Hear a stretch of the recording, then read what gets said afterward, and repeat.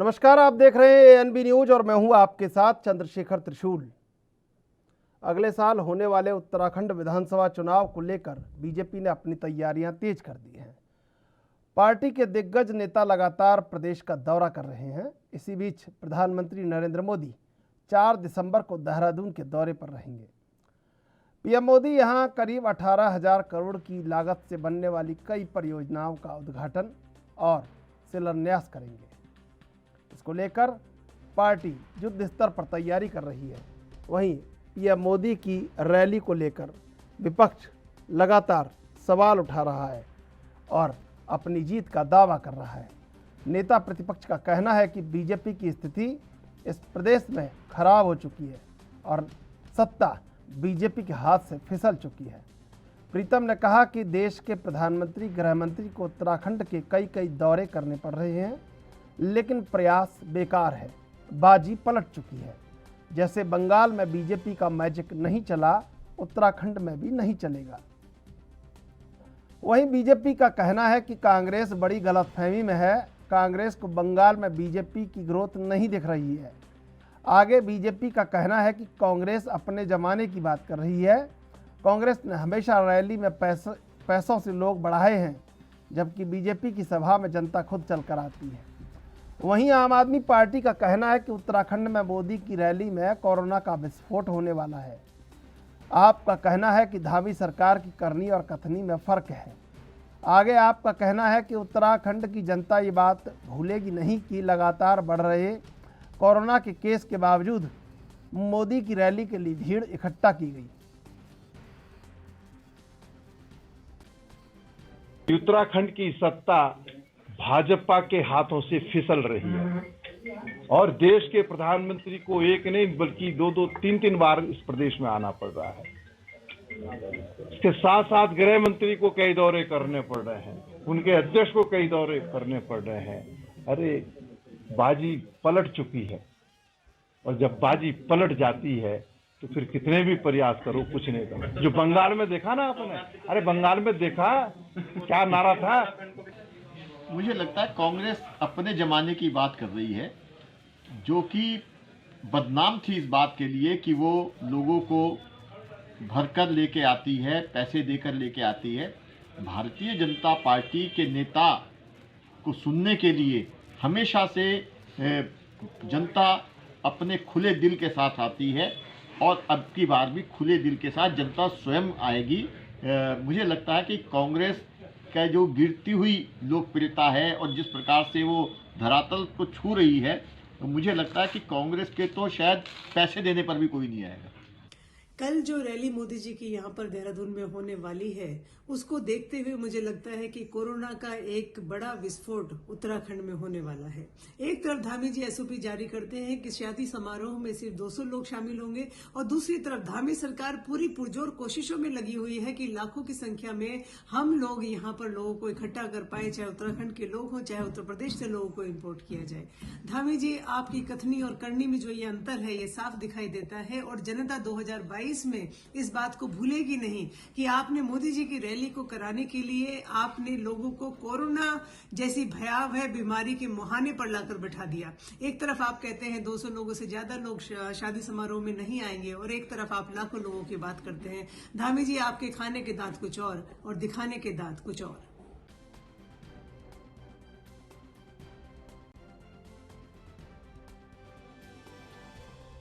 और इसी मुद्दे पर चर्चा के लिए हमारे साथ 3 मेहमान जुड़ चुके हैं। हनी पाठक बीजेपी से, सूरज सिंह नेगी कांग्रेस से, उमा सिसोदिया आम आदमी पार्टी से। आप तीनों का स्वागत है एएनबी न्यूज पर। हनी पाठक जी, कल प्रधानमंत्री का दौरा है और सबसे बड़ी बात कि उत्तराखंड को कुछ ना कुछ मिलने वाला है, ये तो खुशी की बात है। बिल्कुल, प्रधानमंत्री मोदी जी सिर्फ रैली ही करने नहीं आ रहे हैं। प्रधानमंत्री जी मोदी जी का हार्दिक अभिनंदन और स्वागत करती हूँ मैं इस देवभूमि पर। और प्रधानमंत्री, हमारे यशस्वी प्रधानमंत्री नरेंद्र मोदी जी 4 दिसंबर को देहरादून में लगभग 18,000 करोड़ रुपए की कई परियोजनाओं का उद्घाटन और शिलान्यास करने आ रहे हैं, जो यात्राओं को सुगम और सुरक्षित बनाएगा और इस क्षेत्र में पर्यटन को भी बढ़ावा मिलेगा। उमा जी, ये जो दौरा है इसको कैसे देखती हैं? उत्तराखंड को तो कुछ ना कुछ मिलने वाला है, चुनाव तो अच्छे होते हैं, सरकार जो केंद्र में होती है वो कहीं ना कहीं अपना कुछ ना कुछ देने का प्रयास करती है, वो मिल जाए तो ठीक बात है। ये तो देखिए, माननीय मोदी जी सिर्फ बीजेपी के प्रधानमंत्री नहीं है, पूरे देश के प्रधानमंत्री हैं। किंतु उनका जो कार्य करने का जो उनका तरीका है, वो ऐसा लगता है कि जैसे वो सिर्फ बीजेपी के प्रधानमंत्री हैं, क्योंकि बीजेपी की सरकार यहाँ पर है और चुनाव का टाइम है, इसलिए वो यहाँ पर आकर घोषणाएं करेंगे। मैं समझ नहीं पा रही हूँ कि पिछले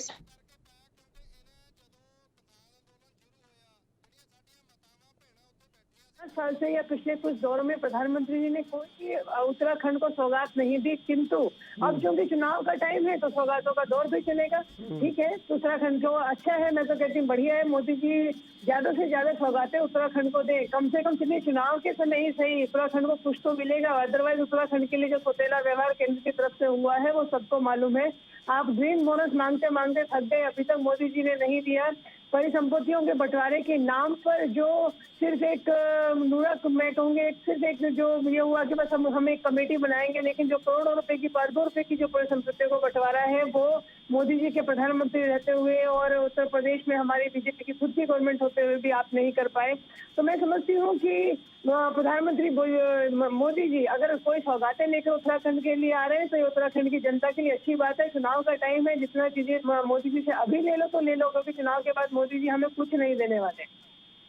हनी जी, ऐसा है, देखिए ये जो कह रही है उमा जी कि मोदी जी ने अब तक उत्तराखंड को कुछ नहीं दिया, तो शायद आंकड़ों के बारे में अभी इनको पता नहीं है, मैं बता दे रही हूँ। केंद्र सरकार ने उत्तराखंड में सड़क निर्माण के लिए 1300 करोड़ रुपए की धनराशि मंजूर करी हुई है, और वो सिर्फ चुनाव के समय नहीं, ये पिछले 3.5 साल पहले ही मंजूर कर दी गई थी। और उत्तराखंड के विभिन्न राजमार्गों का चौड़ीकरण और सुदृढ़ीकरण, इससे उत्तराखंड के विभिन्न राजमार्ग का चौड़ीकरण और सुदृढ़ीकरण का मरम्मत का कार्य संपन्न होगा। और दूसरा मैं ये बताना चाहूंगी कि ये जो कार्य हुआ था, क्या इसका नाम है, अरे भूल रही मैं, हाँ, ये उत्तराखंड को जो देश का सबसे बड़ा सस्पेंशन डोबरा चाटी पुल दिया जा रहा है, ये आज ये काम शुरू नहीं हुआ है, ये कार्य पिछले 4.5 साल पहले इसकी घोषणा कर दी गई थी, और इस कार्य को शुरू कराने का पैसा भी अनुदानित संस्था द्वारा दिया जा चुका था।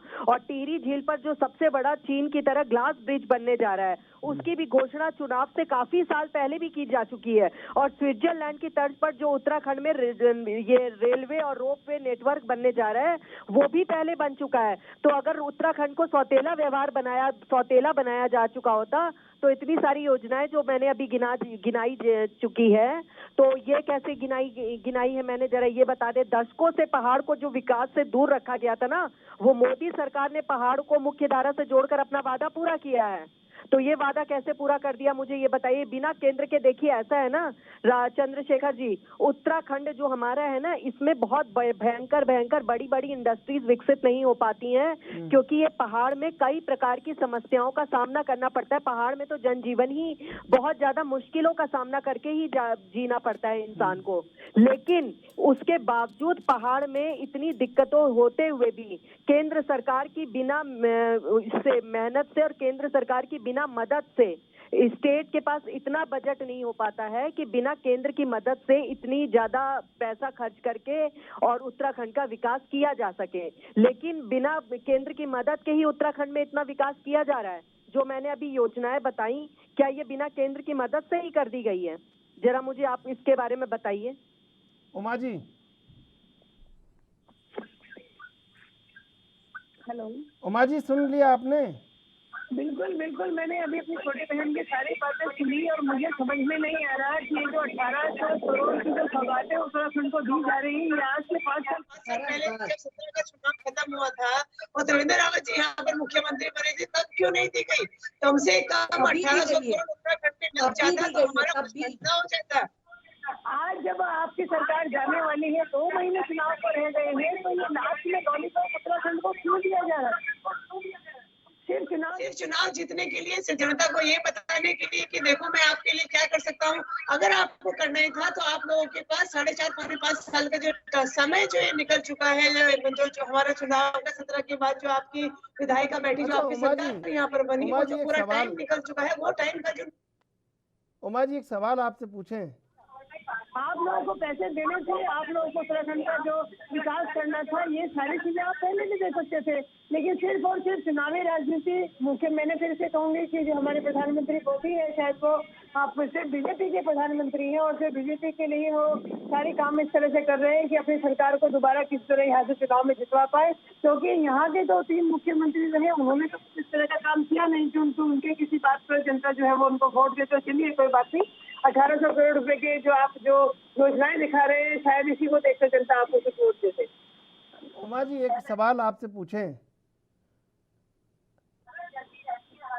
18,000 करोड़ रुपए, हनी पाठक जी, 1800 करोड़ हनी पाठक जी, और दूसरा सवाल का जवाब मैं ये देती हूँ कि जो ये कह रही है धामी सरकार के समय में ये हनी पाठक जी, इससे पहले नहीं दिया। डोबरा चाटी पुल मैंने अभी बताया, इसका जवाब इन्होंने नहीं बोला। ये 3.5 साल पहले इसका शिलान्यास करने की बात करी गई, इसका ये क्या उस समय धामी सरकार थी? और दूसरी बात मैं ये बताना चाह रही हूँ, जो ओवर चीन की तरह से ग्लास पुल का मैंने इनको बताया, टीरी वाला बताया, रोप वे वाला बताया, क्या ये सब उस समय चुनाव था? नहीं था ना। और जो चारों धाम की योजनाएं चल रही हैं, जो पुनर्निर्माण का कार्य चल रहा है, ये क्या सिर्फ भाजपा के लोग, क्या ये जो बर्गीकरण हो रहा है सड़क पे, इसमें सिर्फ भाजपा के लोग चलेंगे? आम आदमी पार्टी तीर्थ यात्रा करने जाएगी? आम आदमी पार्टी के कार्यकर्ता तीर्थ यात्रा करने जाएंगे? कोई आम आदमी कार्यकर्ता, हनी पाठक जी, कांग्रेस के कार्यकर्ता नहीं जाएंगे कि कोई नहीं जाएगा? आप मुझे इसका जवाब दीजिए। हनी पाठक जी, 1800 करोड़ के खर्च कैसे करेंगे, यही बता। उमा जी, हनी पाठक जी सुनिए, हनी पाठक जी सुनिए। उमा जी, एक सवाल आपसे कर रहे हैं, चुनाव हारने के लिए कौन राजनीतिक दल प्रयास करता है? सब चुनाव जीतने के लिए ही करते हैं।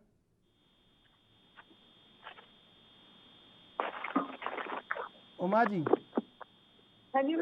आवाज आ रही है आपको? जी जी जी जी। उमा जी, एक सवाल आपसे पूछ रहे हैं कि हर एक राजनीतिक दल चाहे सत्ता में हो चाहे ना हो, आप भी कहीं ना कहीं सत्ता में हैं, हर एक राजनीतिक दल चुनाव जीतने के लिए ही प्रयास करता है, हारने के लिए कौन करता है? बिल्कुल, आपकी बात से पूरी तरह सहमत हूँ। मैं सिर्फ ये कह रही हूँ कि आज जो 18,000 करोड़ आप लेकर आ रहे हैं उत्तराखंड में, अगर ये 18,000 करोड़ आज से 4.5 साल पहले उत्तराखंड को आपने दे दिया होता तो यहाँ पर बहुत सारे काम हो जाते और आपको इस तरह के लालच चुनाव के टाइम देने की जरूरत ही नहीं पड़ती। आप इतने काम उत्तराखंड की जनता के लिए कर चुके होते इस पैसे से कि जनता आपको वैसे ही जिता देती, लेकिन क्योंकि हमारे तीनों मुख्यमंत्रियों ने काम तो कुछ कर नहीं पाए। अब लास्ट में क्या है कि चलिए प्रधानमंत्री जी को बुलाइए, योजनाएं और ये जो घोषणाएं हैं और पैसा जो यहाँ पे दिखाया जाएगा जनता को कि देखिए प्रधानमंत्री जी आए और उन्होंने 18,000 करोड़ की घोषणाएं की, सिर्फ घोषणाएं रह जाएंगी। मेरा क्वेश्चन ये है कि 18,000 करोड़ जो जा रहे हैं, 15 दिन 20 दिन के बाद आचार संहिता लग जाएगी, आप कोई भी नई योजना नहीं शुरू कर पाएंगे, तो ये 18,000 करोड़ रुपए यूज कब होंगे? अगर आपने 4-5 4.5 साल पहले दे दिए होते तो कम से कम वो धरातल पर लग तो जाते, जनता के लिए कुछ फायदा तो होता, जनता आपको बिना आपके काम पर वोट देती। अब आप जो सिर्फ घोषणाएं कर रहे हैं, ये सिर्फ चुनावी घोषणाएं हैं, सिर्फ चुनावी जुमले हैं, इसके अलावा और कुछ नहीं है। जनता इस बात को पूरी तरह से समझती है। पैसे ही लगाने थे तो पहले लगाते भाई, आप चुनाव के एंड टाइम पे आकर घोषणाएं करने से आप क्या हासिल होगा? जी हनी पाठक जी बोलिए। हाँ, मैं ये कह रही हूँ, जो अभी देखिए चंद्रशेखर जी बार बार उमा जी मेरी बात को समझ नहीं पा रही है, या तो मेरी बड़ी बहन आज पता नहीं क्यों ज्यादा ही नाराज हो रखी, जो बात ही नहीं समझ पा रही है। मैं ये कह रही हूँ, जो अभी मैंने डोबरा चाटी पुल उमा दीदी बताया, अब सुन लो पहले हंस के अब सुन लो। डोबरा चाटी पुल मैंने बताया, ओवर ग्लास ब्रिज मैंने बताया, और टनकपुर बागेश्वर रेल लाइन का मैंने बताया आपको। ये सारी चीजें उमा दीदी 3.5 साल पहले बता दी गई और इस पे काम चल रहा है। और जो चारों धाम का चौड़ीकरण का कार्य चल रहा है, ये इससे पहले लगातार चल रहा है, सिर्फ चुनाव के समय नहीं चल रहा है। और चलो उमा दीदी माना, चलो चुनाव के समय हमने घोषणा करी और ये कार्य ये कुछ दिन में आचार संहिता लग जाएगी। अब चलो मुझे मेरी एक बात का जवाब दो, जो अरविंद केजरीवाल जी और कर्नल कोटियाल जी लगातार यहाँ पे हम लोगों को एक एक योजनाओं के बारे में बता रहे हैं और लॉलीपॉप दे रहे हैं, ठीक है, ये अब वो कब देंगे? अभी 15 दिन बाद तो आचार संहिता लग जाएगी। अब उन्होंने तो आना नहीं है, मतलब वो लॉलीपॉप देके हम लोग को चले जाएंगे। कौन सी कंपनी की देके जाएंगे ये बताओ उमा जी। जी आपके मुंह में घी शक्कर कि आपने इस बात को शायद आप गम में आ गए कि उत्तराखंड में आज आम आदमी पार्टी की सरकार है। एक दिन ये सरकार, एक दिन ये सब, मैं वही बोल रही हूँ। हमने जो घोषणाएं की हैं वो हमने चुनाव के बाद की घोषणाएं की हैं कि जब आम आदमी पार्टी की सरकार बनेगी तब हम ये काम जो है हम ये करेंगे। आपकी तो ऑलरेडी उत्तराखंड में सरकार है और वो भी 57 विधायकों के साथ सरकार है। आपके लिए तो यहाँ पति शून्यता की स्थिति रही। मेरा कहना सिर्फ ये है कि ठीक है, मैं मानती हूँ कि आपने जो जो योजना यहाँ पर बताई, जो जो काम आपने बताया, तो यहाँ पर किए गए। मोहंड वगैरह के पास से ये जो सिग्नल की प्रॉब्लम हो रही थी, ये सारी चीजों की प्रॉब्लम हो रही थी, इस पे जो कार्य हुआ भारतीय जनता पार्टी के द्वारा हुआ। प्रस्तावित नैनो गेज रेलवे की ब्रॉडकॉट में परिवर्तित करने के लिए जो सर्वे किया गया वो भारतीय जनता पार्टी के द्वारा किया गया। टनकपुर से बागेश्वर तक 6,966.33 करोड़ की लागत से जो 154.58 किलोमीटर रेलवे लाइन बिछाई गई है वो भारतीय जनता पार्टी के द्वारा बिछाई गई है। इस रेलवे लाइन से चंपावत, अल्मोड़ा और बागेश्वर जिले के लोगों को सफर आसान होगा। इससे पर्यटन को बढ़ावा मिलेगा, पर्यटन उद्योग से जुड़े लोगों को इससे राहत मिलेगी, उनका जीवन आसान होगा। टिहरी झील के 93 बोट संचालकों की दर से अमलीकरण में छूट मिलेगी। ये सिर्फ चुनाव के हनी पाठक जी सुनिए, कांग्रेस को कुछ बोल लेने दीजिए। आप तो बिल्कुल एकदम दोनों ने दीदी और बहन बन के सब एकदम, और वो भी हंस गई हैं। ये ज्यादा चक्कर में मत आना बीजेपी वालों के, ये दीदी दीदी बना के फिर ऐसे यहाँ मामला गायब हो जाएगा आपका। उमा जी, सूरज सिंह नेगी जी, सूरज सिंह नेगी जी, ये जो उत्तराखंड को कुछ मिल सकता है, कुछ मिलने वाला है, ये तो अच्छी बात है,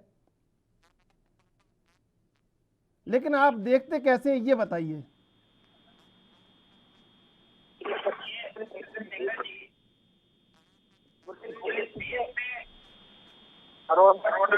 संकट करने वाला है उससे पूरे देशवासी और मोदी जी कि मोदी जी को बहुत जल्दी की दौरे करने पड़ रहे और हमारे व्यवस्था कह रही है तो आप ये देने वाले फिलहाल स्थिति ये है कि सरकार है, मंत्री से लेकर पटवारी तक प्रधानमंत्री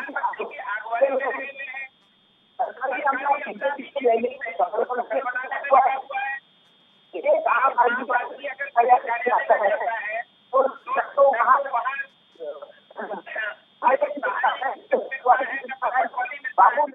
है, सबके सब लोग जो है पूरा अमला जो है प्रधानमंत्री जी की तैयारी में लगा हुआ है।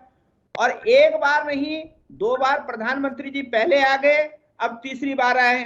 तो हमारा कहना तो यह है कि बेहतर होता कि प्रधानमंत्री जी जब केदारनाथ दौरे पे आए थे तो पहले तो वो बाबा केदारनाथ से क्षमा मांगते कि 2017 में उत्तराखंड की धरती में आकर के परेड ग्राउंड में जहां वो 4 तारीख को आने वाले हैं वहां पर उन्होंने कहा था कि डबल इंजन की सरकार बनाइए। और मजेदार बात यह है कि उत्तराखंड की जनता ने उन पर भरोसा करते हुए डबल क्या ट्रिपल इंजन की भी सरकार बना दी। और उन्होंने इसी परेड ग्राउंड की धरती पर जो घोषणा की थी कि हम किसानों का कर्ज माफ करेंगे, वो कर्ज माफ आज तक हुआ नहीं। प्रतिवर्ष 1 लाख बेरोजगारों को नौकरी देंगे, वो नौकरी दी नहीं। तो मैं समझता हूं कि अब वो चुनाव के दौरान फिर जुमलेबाजी एक बार और करेंगे, उत्तराखंड के लोगों को भ्रमित करने का काम करेंगे। और ये जो 4 तारीख को उनकी घोषणाएं हैं, वो घोषणाएं मुझे लगता है कि बिहार का चुनाव मुझे एक बार याद आता है कि बिहार में भी उन्होंने कहा कितने का पैकेज दे दूं, बताओ कितने का दे दूं, कितने का दे दूं, इतने करोड़ इतने करोड़ इतने करोड़। और जब पैकेज देने की बात आई तो वो 0 बटे सन्नाटा। तो इसी प्रकार से प्रधानमंत्री जी अब क्योंकि उनके 3 मुख्यमंत्री नकारा हो गए, फेल हो गए। उनके मुख्यमंत्रियों में कोई दम नहीं है।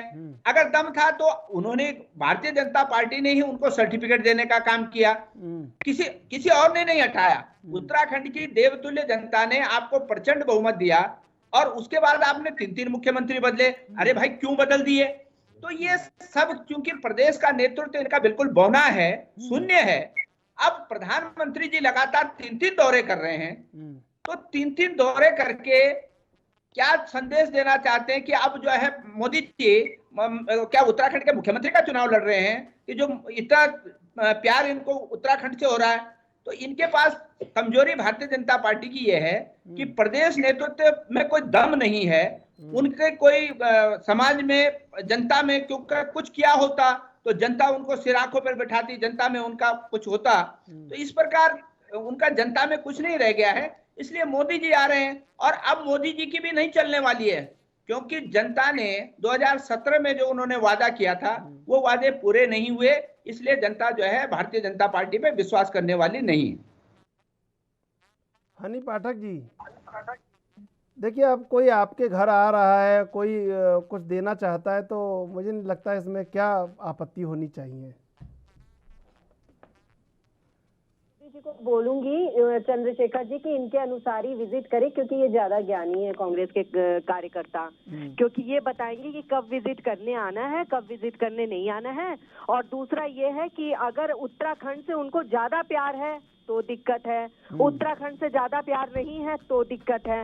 आम आदमी पार्टी की मेरी प्यारी बहना कहती है कि उत्तराखंड को अनदेखा किया तो दिक्कत है, और ये कांग्रेस के हमारे भाई साहब कहते हैं कि उत्तराखंड से ज्यादा प्यार है तो दिक्कत है। मैं तो खुद चंद्रशेखर जी असमंजस की स्थिति में हूँ कि दिक्कत है किस जगह। मुझे ये बता नहीं है, धर्म संकट है, धर्म संकट है। सही बात है, ये धर्म संकट और कर्म संकट दोनों ही है। कर्म करो तो भी संकट है, धर्म करो तो भी संकट है। ये मुझे बताइए कि किस चीज का धामी सरकार ने राज्य में खेलों को बढ़ावा देने के उद्देश्य से उत्तराखंड खेल नीति में 2021 को मंजूरी दी। ये क्या गलत किया? धामी सरकार ने भोजन माता के वेतन मानदेय को 2000 रुपए बढ़ाकर 3000 रुपए कर दिया। ये महत्वपूर्ण निर्णय क्या गलत है? चंद्रशेखर जी जरा मर्यादा का पालन करवाइए, इनसे कहिए नेगी जी को बीच में ना बोले। धामी सरकार ने पीआरटी जवान के वेतन मानदेय में प्रतिदिन 70 रुपए की दर से 2100 रुपए करने की मंजूरी दी। क्या ये गलत है? युवा सोच स्पष्ट विजन है उनका, ये क्या गलत है? ये सारी चीजें गलत नहीं है। और दूसरा मैं ये कह रही हूँ, जो ये कह रहे हैं कोरोना का समय, तो चंद्रशेखर जी 16 दिसंबर को राहुल गांधी जी यहाँ पर आ रहे हैं। मैं बोल दूंगी कांग्रेस के नेता को कि किसी को कार्यकर्ताओं को लेकर मत आइएगा। कोरोना आ गया बाबा, कोरोना आ गया, किसी भी कार्यकर्ता को लेकर ना आए। को राहुल गांधी जी अकेले आएंगे कांग्रेस कार्यालय में और 4 लोगों के साथ मीटिंग करके चले जाएंगे। कोई कार्यकर्ता नहीं आएगा, क्योंकि इनको जनता से प्यार है। ये कोई रैली नहीं करेंगे। राहुल गांधी जी, जो ये बयान हो रहा है कि राहुल गांधी जी रैली करेंगे और जनता से मुखाबित होंगे, वो कोई मुखाबित नहीं होंगे, क्योंकि वो जनता से प्यार करने आ रहे हैं। उमा जी, ये धर्म संकट क्या है, जरा बताइए आप। देखिए, कांग्रेस के मेरे भाई जो कह रहे हैं कि मोदी जी आ रहे हैं, तो उनका जो दर्द है वो साफ समझ में आता है। केजरीवाल जी यहाँ कई दौरे कर चुके हैं, मनीष सिसोदिया जी दौरे कर चुके हैं, राजेंद्र गौतम जी के दौरे चल रहे हैं, इमरान हुसैन के दौरे हमारे चल रहे हैं। तमाम कैबिनेट मिनिस्टर और हमारे मुख्यमंत्री, हमारे उप मुख्यमंत्री उत्तराखंड में पूरी तरह से जान झोंके हुए हैं। अब कांग्रेस का तो कोई नेता आता नहीं है। राहुल गांधी जी और प्रियंका गांधी जी आजकल कहाँ पाए जाते हैं, शायद ये बात कांग्रेसियों को खुद नहीं मालूम होगी, इसलिए उनको बड़ी परेशानी है, चाहे आम आदमी पार्टी के नेता आए या बीजेपी के बड़े लीडर आए। तो आप चिंता मत करिए, जिस दिन हमारे नेता आएंगे उस दिन दोनों पार्टियों की सिट्टी पिट्टी गुम हो जाएगी। अरे आप पहले ले तो आएंगे, 16 को आ रहे हैं, 16 को आ रहे हैं, चिंता मत करिए। आप बता दो 16 को आ रहे हैं, सूरज सिंह नेगी जी राहुल जी आ रहे हैं, 16 को आ रहे हैं भाई। देखिए सूरज सिंह नेगी जी, आपकी जानकारी के लिए मैं बता दूं, राहुल जी आ रहे हैं 16 को। पाठक जी, कि कोरोना कहाँ गया और जनता कितना ज्यादा पीड़ित नहीं हुई कोरोना से। और तब मैं ये सवाल आपसे पूछूंगी इसी डिबेट में आकर, और मैं चंद्रशेखर जी आपसे अनुरोध करूंगी कि 16 तारीख को मुझे जरूर नेगी जी के साथ बिठाइएगा, और मैं तब इनसे पूछूंगी कि क्यों अब कोरोना नहीं है। आप सुन तब उस लीजिए। दिन आपने मुझसे ये हनी सवाल पाठक जी, हनी किया जी, था। आप देखिए, हनी पाठक जी, जब देश के सत्ताधारी दल को सत्ताधारी दल को जब चिंता नहीं है जनता की, नेगी जी, तो भाई अगर तुम राजनीति नेगी जी, करोगे, सत्ताधारी दल रैली करेगा, तो विपक्ष क्या मंदिर में जाकर घंटी बजाएगा? क्या विपक्ष रैली नहीं करेगा? क्या विपक्ष को अधिकार नहीं है? अरे सरकार में जो बैठे हुए लोग हैं, जिनको सरकार की जिम्मेदारी दी गई है, उनको एसओपी जारी करनी चाहिए थी, उनको एसओपी जारी करनी चाहिए थी। और आप घोषणाएं कर रहे थे, तो आप टेलीविजन के माध्यम से, तमाम समाचार पत्रों के माध्यम से विज्ञापन देकर के भी बता सकते थे कि हमने ये काम कर दिया, परंतु आप आएंगे, रैली करेंगे, तो जब आप सत्ताधारी दल देश का जब गैर जिम्मेदार हो जाएगा, तो हम भी भाई राजनीतिक दल हैं, हम राजनीतिक दल हैं, क्या हम चुपचाप बैठेंगे? हम भजन कीर्तन करेंगे, हम रैली नहीं करेंगे? नेगी आप ये देखिए ना, जब सत्ताधारी दल, देखिए आप ऐसे देखिए, समय बहुत कीमती होता है। ये देखिए नेगी जी, एक तो ये और राहुल जी को अरे तो हनी विदेश पाठक से ही जी, सुन लिया छुट्टी कीजिए कहीं आप एक तो। मिल जाए तो ही आ जाए तो बहुत बड़ी बात है। हनी उनको पाठक तो जी, विदेश से छुट्टी लेनी पड़ेगी अपने हनी देश पाठक में आने जी, के लिए। नेगी जी, हनी पाठक जी सुन तो लीजिए। नेगी जी देखिए, ये कितनी बड़ी बात है कि राहुल गांधी के दौरे की जो सूचना है वो भी बीजेपी के प्रवक्ता दे रहे हैं, आप नहीं दे पा रहे हैं। ये भी कितनी बड़ी बात है। भाई हमने दिया इनको, इनके पास हमने दी इनको। ये उमा जी कह रही थी कि आपके नेता आते नहीं, हमारे नेता आ रहे हैं, बीजेपी के नेता आ रहे हैं, तो हमने कहा बीजेपी केंद्र में भी और राज्य में भी सत्ताधारी दल है, और जब सत्ताधारी दल अपनी जिम्मेदारी नहीं समझेगा, कोरोना पे एसओपी जारी नहीं करेगा और वो रैली करेगा, तो हम भी भाई राजनीतिक दल हैं। अगर सत्ताधारी दल रैली करेगा तो क्या विपक्ष रैली नहीं करेगा? इसलिए विपक्ष को भी आना पड़ेगा। और कोरोना की बात तो इसलिए जो है हमारा हमारा कहना ये है कि प्रधानमंत्री जी बहुत जल्दी 3 दौरे उत्तराखंड के कर चुके हैं, और उनके दौरों पर एक पटवारी से लेकर मंत्री से लेकर मुख्यमंत्री तक सब व्यस्त हैं। वो सब उनके रैली को सफल बनाने में लगे हुए हैं। अरे उत्तराखंड की जनता त्राहिमाम कर रही है। जिन लोगों को 2 जून की रोटी नहीं मिल रही है, उनके काम नहीं हो रहे हैं, विभागों में उपस्थिति शून्य है, तो ऐसी स्थिति में भाई 15 जब आप केदारनाथ आए थे तो उसी समय दे जाते। कम से कम जो सरकारी अमला है, जनता के जो काम थे, जनता के काम होते।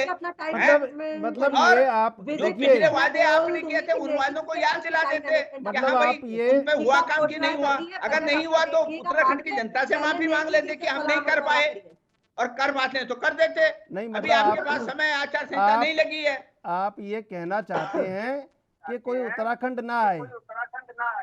नहीं, क्यों नहीं आए भाई? आए तो हैं, 3 बार आए हैं, अब तीसरी बार आ रहे हैं नजदीक में, और जल्दी में आ गए हैं, फिर चौथी बार भी आएंगे। पर हमारा कहना ये है कि माननीय प्रधानमंत्री जी, आप आइए, आपको कौन रोकता है? परंतु आप ये देखिए कि जो 2017 में आपने उत्तराखंड के किसानों से वादा किया था, किसानों की कर्ज माफी होगी, तो क्या वो कर्ज माफी हुई?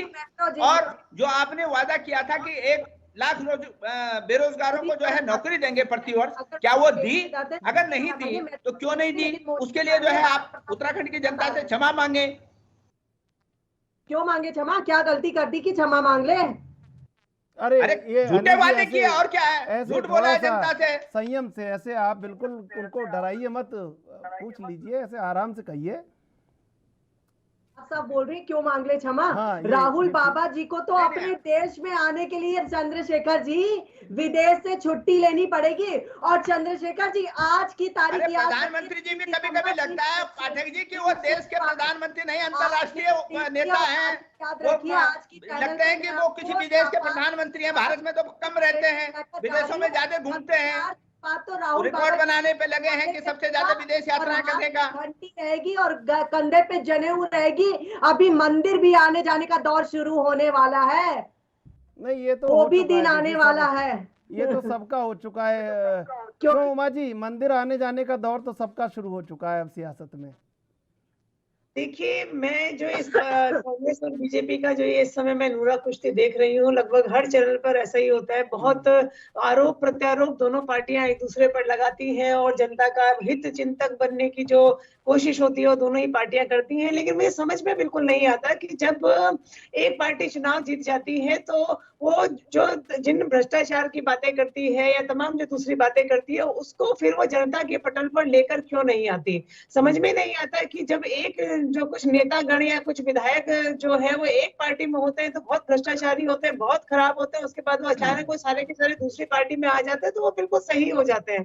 तो मेरे को समझ में नहीं आता है कि दोनों ही पार्टियां किस तरीके से उत्तराखंड में काम कर रही है। अंदर अंदर आप बिल्कुल एक साथ हैं, एक साथ मिले हुए हैं, और बाहर आप टीवी डिबेट्स पर और बाहर जो है आप मीडिया के सामने आप इस तरह से दिखाने की कोशिश दोनों पार्टियां करती हैं कि जैसे हमसे एक दूसरे से बड़ा दुश्मन आपस में कोई नहीं, और लोकतंत्र के सबसे बड़े अगर हित चिंतक हैं तो वो कांग्रेस और बीजेपी ही है उत्तराखंड में। जबकि देखने वाली बात यह है कि जब खाली चुनाव के समय एक दूसरे के ऊपर आप आरोप लगाएंगे कि आप नहीं आए, राहुल जी नहीं आए या मोदी जी ने ऐसा किया। भाई पूरे 5.5 साल कांग्रेस तो बिल्कुल मित्र विपक्ष की भूमिका में रही है उत्तराखंड में। मेरी बात का जवाब जरूर दीजिएगा सूरज सिंह नेगी जी। मित्र विपक्ष, और ये बात मैं नहीं कह रही हूँ, पूरा उत्तराखंड आज कांग्रेस को मित्र विपक्ष ही समझता है। तो आप लोगों को अगर वाकई में उत्तराखंड से स्नेह है और आप लोग चाहते थे कि उत्तराखंड में 2022 में कांग्रेस को मतलब अपनी राजगद्दी सौंपे, जनता आपको यहाँ पर विधानसभा में भेजे, तो आप लोगों को कम से कम इस मित्र विपक्ष की भूमिका से बाहर आना चाहिए था। आप लोग तो विपक्ष की भूमिका भी सही तरीके से नहीं निभा पाए, तो इसलिए जो बीजेपी है वो इस तरह से पूरी तरह निरंकुश है आज उत्तराखंड में। क्योंकि आप लोग चाहे आप में 11 ही विधायक थे, वो 11 विधायक भी विधानसभा में सही विपक्ष की भूमिका को बिल्कुल नहीं निभा पाए। सूरज सिंह नेगी जी,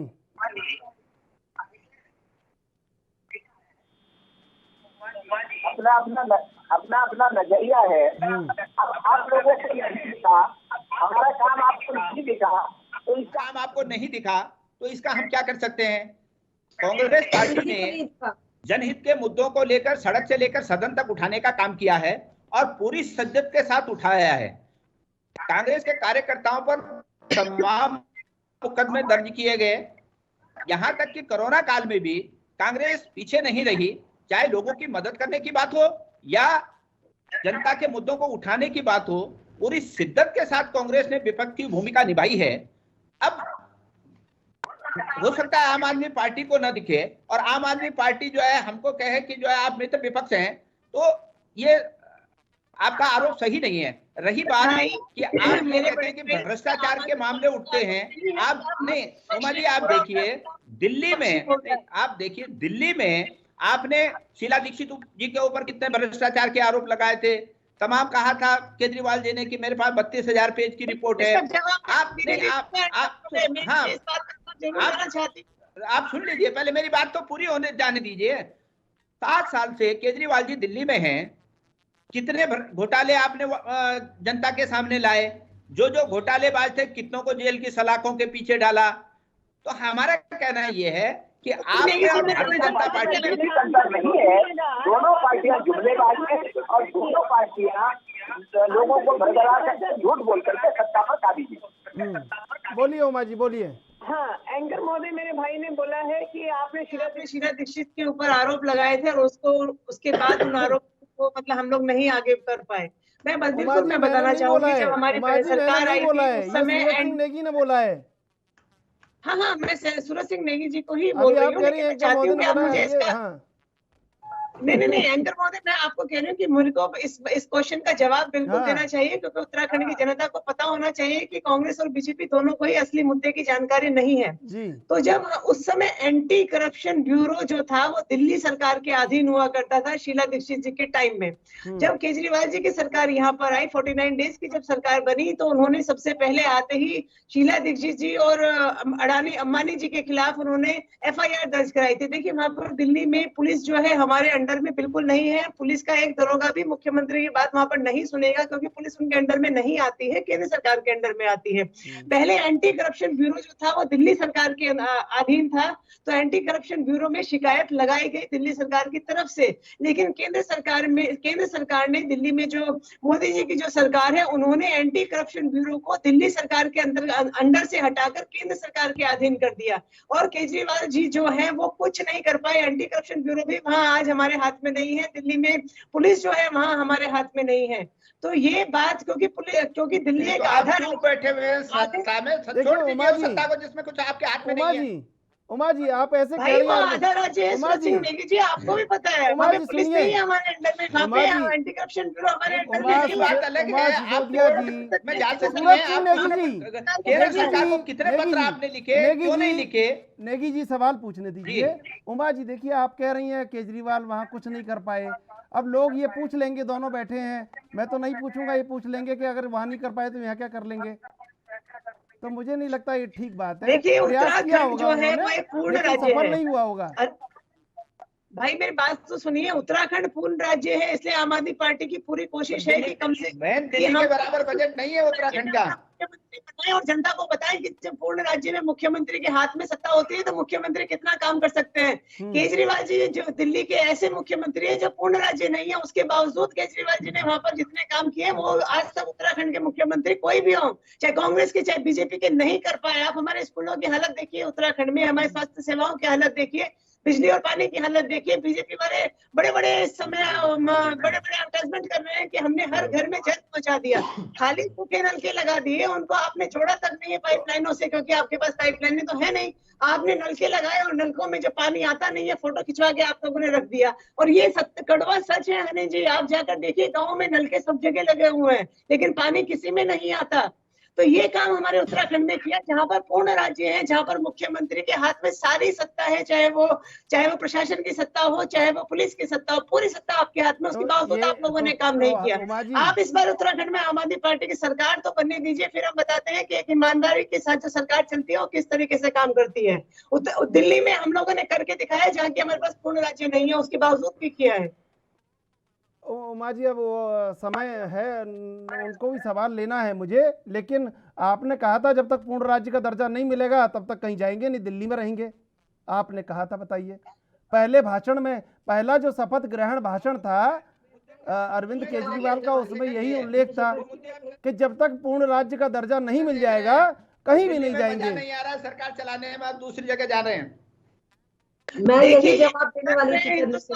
हिंदुस्तान में के लोकतंत्र में आप ये नहीं कह सकते कि कोई पार्टी जो है वो एक ही राज्य में रहे और दूसरे राज्य ना जाए। हम ये नहीं कह रहे, हम ये नहीं कह रहे हैं कि क्यों जा रहे हैं, पर हम ये कह रहे हैं कि उन्होंने कहा था कि दिल्ली छोड़ के कहीं नहीं जाऊंगा, कान पकड़ता हूं, और सरकारी सुविधाएं नहीं लूंगा, अपनी वैगनार से चलूंगा। अब वो सारे मानक बदल गए हैं, मानदंड बदल गए हैं। उत्तराखंड में हमारी पार्टी की सरकार बन जाएगी, हम अच्छे स्कूल बनवा देंगे, बढ़िया हॉस्पिटल बनवाएंगे। नहीं, अब वो आप है ना, आप अभी कह रही है कि सरकार बनाएंगे। सवाल मत कीजिए कि उत्तराखंड की जनता कैसे आप पर विश्वास करेगी कि आप लड़ेंगे। 17 में अच्छा सुनिए बीमार होती है, दिल्ली जाती है, बीमार होते हैं, दिल्ली जाती है, क्या आप ये मानवता भी छोड़ दें। सुनिए, अगर कोई बीमार हो रहा है, कोई नेता है, अगर वो कांग्रेस का नेता बीमार हो रहा है तो उसको मरने दें, उसको सरकारी सुविधाएं न दें, अगर उसके इलाज न करवाएं, तो ये बिल्कुल कोई बात नहीं है। देखिए, राजनीति अलग चीज है, मानवता अलग चीज है। क्या हम राजनीति के उसमें इतने में मानवता भूल जाएं, इतने संस्कार भूल जाएं? अच्छा अस्पताल नहीं बनवा पाए कि हमारे मुख्यमंत्री को दिल्ली ना जाना पड़े। केजरीवाल जी ने तो सबके लिए दरवाजे खोले हुए हैं, जिसको आना है आ जाइए दिल्ली, सबका इलाज हो जाएगा। लेकिन उत्तराखंड की 1.25 करोड़ जनता के लिए जनता की जिम्मेदारी भी आप लोगों की रही है, जिन्होंने 20 साल यहाँ पर राज किया। अगर आप लोग अच्छे हॉस्पिटल बना दिए होते तो त्रिवेंद्र रावत जी को कोरोना में बीमार होकर दिल्ली नहीं जाना पड़ता। सूरज भाई, मैं और आप तो यही रहने वाले हैं, बेटर है आम आदमी पार्टी की सरकार आने दीजिए, अच्छे अस्पताल और अच्छे स्कूल यहाँ सबको मिलेंगे, मेरा भी इलाज होगा, आपका भी इलाज होगा। हनी पाठक जी, किसका इलाज होगा बताइए जरा आप। देखिए ऐसा दीदी कह रही हैं कि इलाज की बात और पता नहीं क्या क्या बात, तो शपथ ग्रहण की जो बात मैं कहने वाली थी, हमारे चंद्रशेखर जी ने बोल दी कि शपथ ग्रहण में केजरीवाल जी ने ये कहा था, और कुछ मेरे बड़े भैया ने बोल दी, नेगी भाई साहब ने, कि कहा कान पकड़ रहा हूँ कि मैं अपनी कोई भी राजनीतिक वो नहीं लूंगा, मैं अपनी वैगन आर से चलूंगा और कोई भी सुविधा नहीं लूंगा। कुछ मेरे बड़े भैया ने बता दिया बातें कि ये बातें शपथ ग्रहण में कही थी। तो शपथ ग्रहण में जो व्यक्ति झूठ बोल के देखो दीदी, मैं बीच में नहीं बोली थी, देखो दीदी मैं बीच में नहीं बोली थी, और मेरे को चुराए, देखो उमा दीदी मैं बीच में नहीं बोली थी। देखिए उमा जी देखो उमा नम्रता से दीदी, कह रही है, बहन सुन बहन लीजिए। का रिश्ता कैसा, मैं बीच में नहीं उमा जी बीच सुन में नहीं लीजिए, बोली थी। नम्रता से कह रही है तो हाँ जी कहिए। फिर ये जो शपथ ग्रहण में जो व्यक्ति शपथ लेते समय इतने झूठ बोल के उतर गए, उन पर उत्तराखंड की जनता कैसे विश्वास करे। और दूसरी बात मैं ये कहना चाहूंगी कि ये कह रही है कि केंद्र सरकार वो केंद्र पे निर्भर है काफी हद तक दिल्ली की सरकार। मैं इनसे ये कहना चाहूंगी, जैसे अभी मेरे बड़े भाई साहब भी कहे कि उत्तराखंड में आएंगे तो फिर रोना रोएंगे, तो बात उनकी इस जगह सही है क्योंकि उत्तराखंड में बजट बहुत कम रहता है। तो फिर अगर मान लीजिए 1% बुने भुनाए अगर कहीं लगता है तो फिर केजरीवाल जी, उमा दीदी रोएंगे हनी पाठक जी कि चर्चा केंद्र जारी सरकार रखेंगे, चर्चा जारी रखेंगे आपसे। अभी लेते एक छोटा सा ब्रेक के बाद फिर हाजिर होते हैं।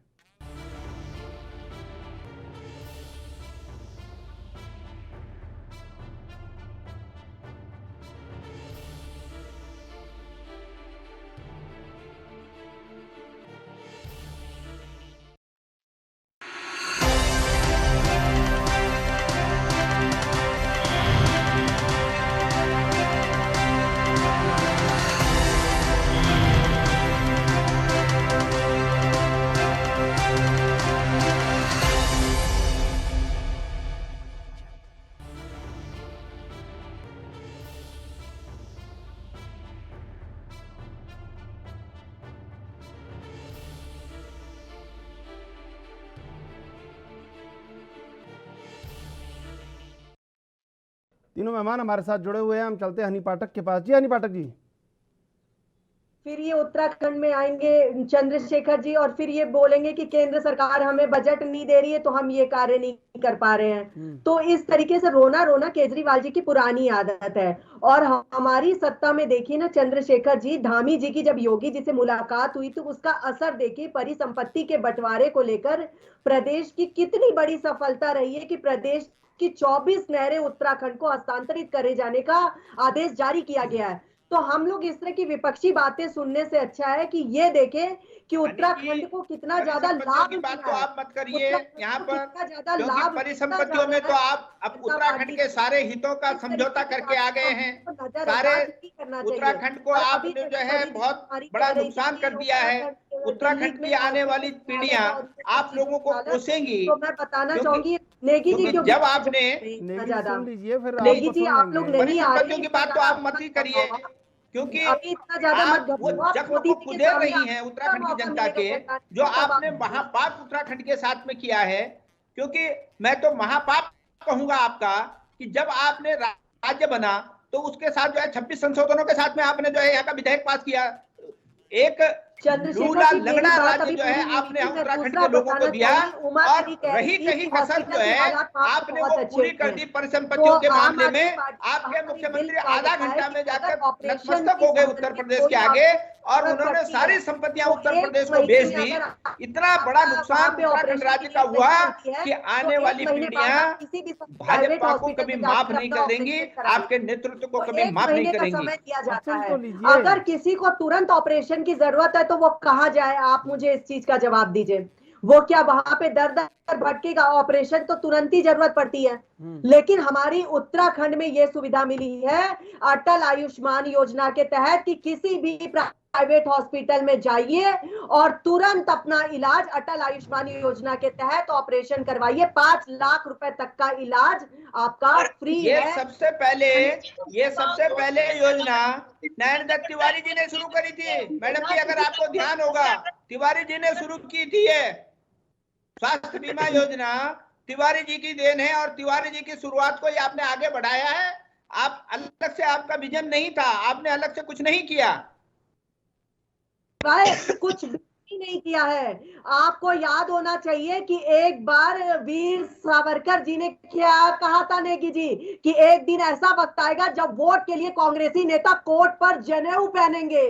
ये वीर सावरकर जी ने 1959 में कहा था। ये किस वीर की बात कर रहे हैं आप? माफी वीर की बात यहाँ पर मत करिए हमारे सामने। आप लोग माफी वीर की बात का समय आ मत गया करिए। है और एक दिन पूरे देश पर सूरज सिंह नेगी जी, हनी पाठक जी चर्चा जारी रखेंगे। अभी लेते हैं छोटा सा ब्रेक, ब्रेक के बाद फिर हाजिर होते हैं।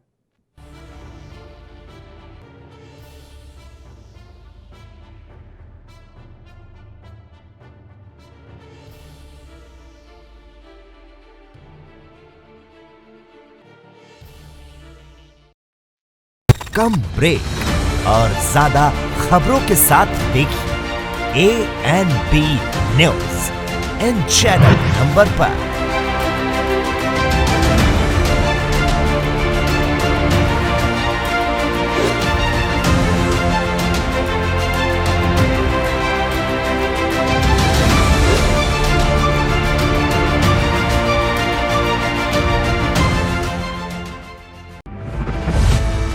पंजाब सरकार हमेशा तो किसानां दे नाल खड़ी है।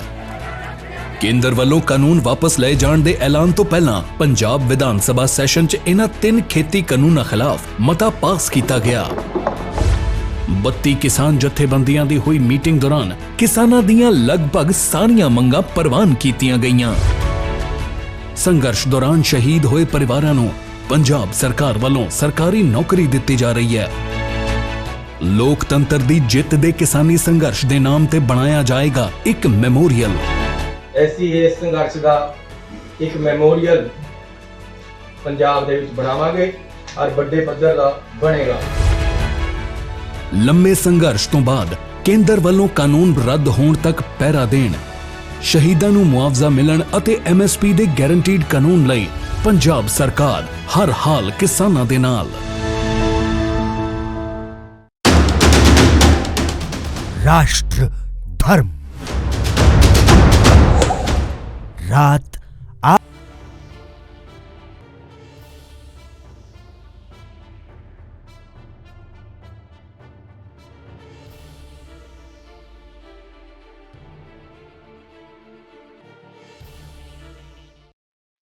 तीनों मेहमान हमारे साथ बने हुए। हम चलते हैं सूरज सिंह नेगी के पास। सूरज सिंह नेगी जी, देखिए सबसे बड़ी बात, अगर उत्तराखंड को कुछ मिल रहा है तो परेशानी क्या है? हमको कोई परेशानी नहीं है। हमको परेशानी इस बात की है कि आपको अगर देना है तो एक ही बार में दे दो ना। अच्छा, बार बार ना, 2 बार पहले आ चुके हैं, तब आप बार उत्तराखंड के लोगों को निराश करने का काम किया, कुछ नहीं दिया। आप केदारनाथ दौरे पे आए थे, भगवान भोलेनाथ के गर्भ समय कम है, हनी जाके पाठक जी अब समय कम है, सुन लीजिए। प्रसारण किया जो कि मान्यताओं के विपरीत है। बार बोल रहे थे चंद्रशेखर और अब आप फिर आ रहे हैं, अब सुन तीन लीजिए, बार आने का देखिए प्रयास अब क्यों कर रहे हैं? आपको पूरा देश अब सुन चलाना लीजिए है। हनी पाठक जी, देखिए सुन लीजिए, किसी के संस्कारों को आप चुनौती नहीं दे सकते हैं। वो बार बार बुलाएं ना बुलाएं ये उनकी मर्जी है। वो अतिथि देवो भव को माने ना माने उनकी मर्जी है। बिल्कुल देश के प्रधानमंत्री है, उनको पूरा देश चलाना है, पूरा देश देखना है। और हमारा कहना यह है कि जब देश का प्रधानमंत्री यहाँ पर आता है, देश का गृह मंत्री आता है, रक्षा मंत्री आता है, तो पूरा सरकारी अमला। बिल्कुल ठीक है, ठीक है, बिल्कुल ठीक है, आपने कह दी अपनी बात, कह दी अपनी बात सूरज सिंह जी। उमा जी, अगर कुछ मिलने वाला है तो परेशानी क्या है? सरकारी अमले को सूरज सिंह नेगी जी, आपने कह दिया समय कम है, सुन लीजिए, फाइनल कमेंट लेने दीजिए। उमा जी,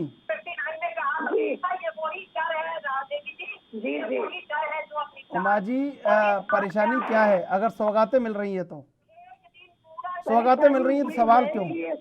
जो है ना सिर्फ जुमलेबाजी है जी। आप अब आए चुनाव से 2 महीने पहले, आचार संहिता लगने के 15-20 दिन पहले, और आज आपने आकर यहाँ पर बहुत सारी सौगातों की आपने घोषणा कर दी। मैं सिर्फ ये जानना चाहती हूँ कि 18,000 करोड़ की आप घोषणाएं कर रहे हैं, इनको इम्प्लीमेंट करने का टाइम क्या धामी सरकार के पास है?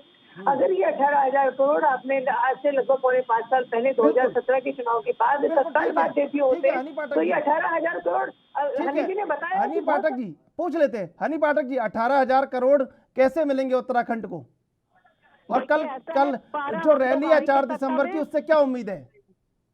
देखिए ऐसा है, दोबारा हम लोग सत्ता में आएंगे ये सोच के इसका कार्य किया जा रहा है और इस घोषणा को वापस पटल पर लाया जाएगा और इस घोषणा का सिर्फ शिलान्यास करके नहीं छोड़ा जाएगा।